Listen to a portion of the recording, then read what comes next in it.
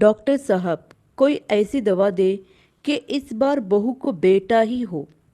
एक सास डॉक्टर के पास गई और डॉक्टर से कहा, डॉक्टर साहब, कोई ऐसी दवा दे दो कि इस बार मेरी बहू को बेटा ही हो।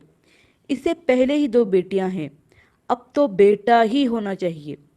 डॉक्टर ने उत्तर दिया, मेडिकल साइंस में ऐसी कोई दवाई नहीं है।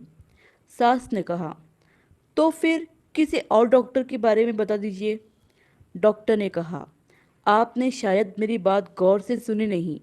मैंने ये नहीं कहा कि मुझे दवाई का नाम नहीं पता। मैंने कहा मेडिकल साइंस में ऐसी कोई भी दवाई नहीं है। लड़की का ससुर भी साथ ही था, कहने लगा, लेकिन वह डॉक्टर तो। डॉक्टर ने ससुर की बात काटते हुए कहा, वह नकली डॉक्टर होगा। इस तरह के दावे सिर्फ ढोंगी बाबा, नकली डॉक्टर और नकली हकीम ही करते हैं। वह सब फ्रॉड होते हैं।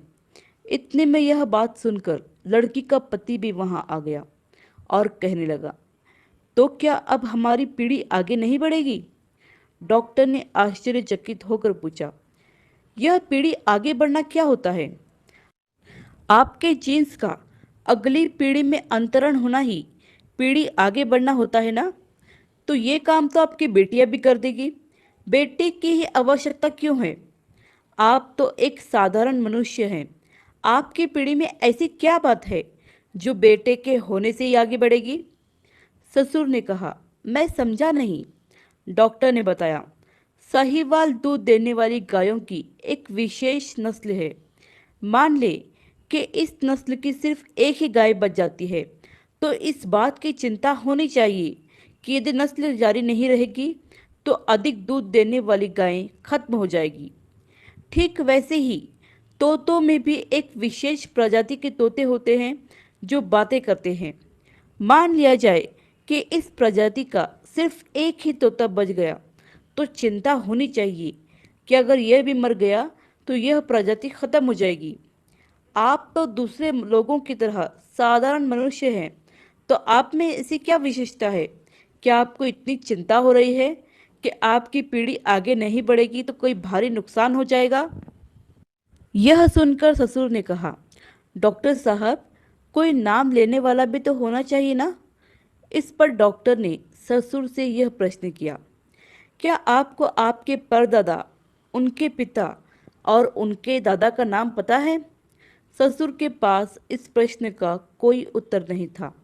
डॉक्टर ने कहा, मुझे पता है कि आपको आपके परदादा, उनके पिता और उनके दादा का नाम नहीं पता। जिस तरह आपको चिंता हो रही है कि आपका नाम लेने वाला कोई होना चाहिए, ठीक वैसे ही आपके परदादा को भी यही चिंता हुई होगी। फिर भी आपको आपके परदादा का नाम नहीं पता। ठीक वैसे ही जब आप मर जाओगे तो आपका नाम कोई लेगा या नहीं लेगा, इससे आपको क्या फ़र्क पड़ेगा? लेकिन अगर आप चाहते हैं कि लोग आपको मरने के बाद भी याद रखें, तो आप कुछ ऐसा काम करें कि जिससे लोग आपको मरने के बाद भी याद करें।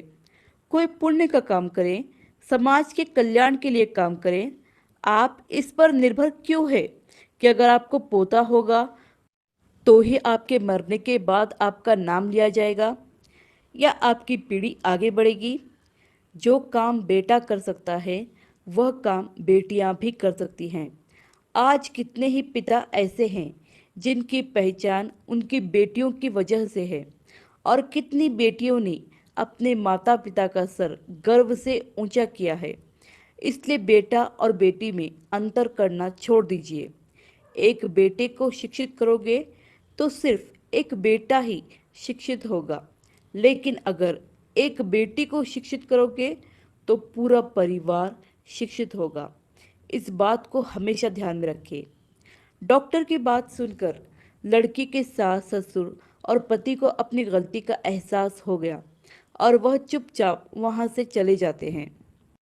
आज भी समाज में ऐसी छोटी सोच रखने वाले बहुत से लोग मौजूद हैं जो बेटा और बेटी में अंतर करते हैं और जो बेटियों के माता पिता से कहते हैं, क्या आपको बेटा नहीं है? और ऐसे दर्शाते हैं कि बेटा न होना जैसे कोई गुनाह हो गया। और ऐसे कई परिवार भी हैं जिसमें बेटे वाली बहू का ज़्यादा मान सम्मान किया जाता है और बेटियों वाली बहू को कम आंका जाता है, जैसे उसने बहुत बड़ा पाप कर दिया हो।